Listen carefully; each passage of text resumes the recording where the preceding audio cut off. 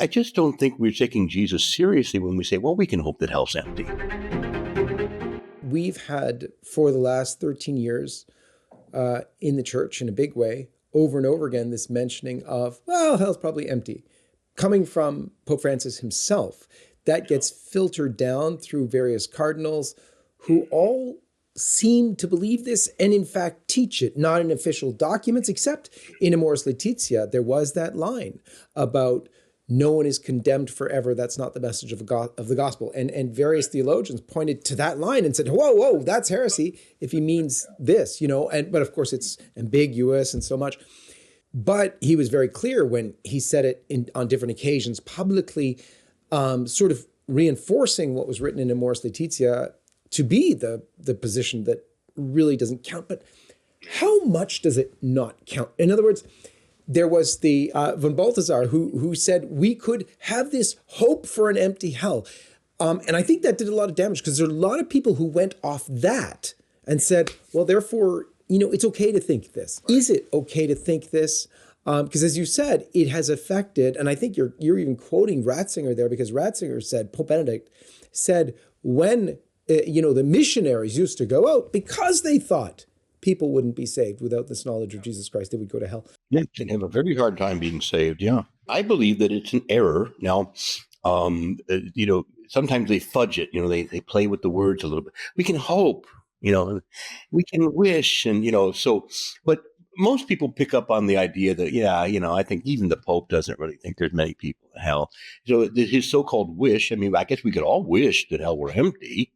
But I think that just isn't what Jesus says. And the sad thing, and I know he said it with tears in his eyes, but frequently, when he was asked a direct question, are those to be saved many or few? And he said, few. He said it very directly. And he said, the road to damnation is wide. Many follow it.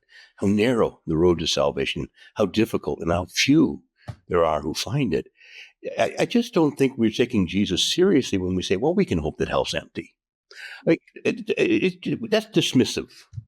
I think what we have to do is hope that we can keep hell empty by preaching the gospel and living a holy life.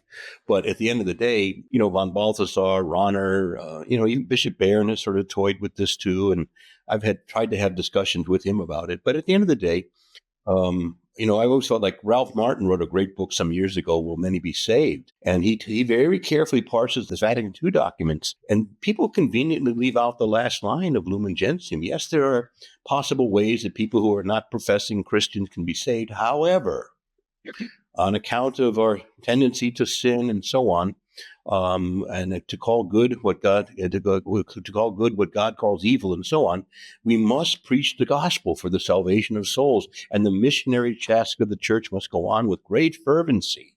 So that so in other words, the council is proposing an idea, which I think is part of our Catholic teaching, that yes, if people through no fault of their own, invincible ignorance, don't know better, but they can possibly be saved, but that doesn't mean they got a blank check. They can just go walk right into heaven.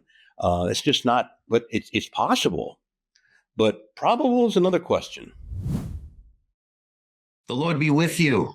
I'm Deacon Keith Fournier, and I hope you enjoyed this video from LifeSite News. Check the links in the description for more content like this. You can also connect with LifeSite News on social media and stay up to date with the latest news on life, faith, family, and freedom. Thanks for watching, and may the Lord bless you.